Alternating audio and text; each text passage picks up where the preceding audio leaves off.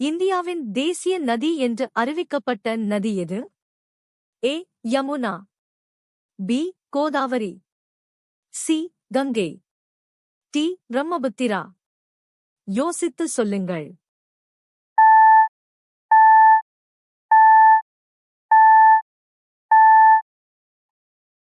சரியான விடை சி. கங்கை.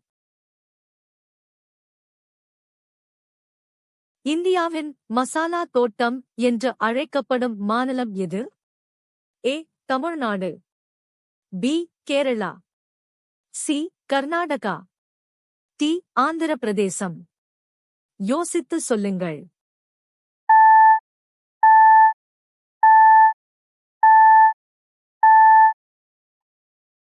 சரியான விடை பி.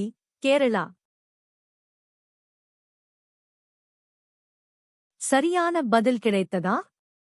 லைக் செய்து சப்ஸ்கிரைப் செய்யுங்கள்.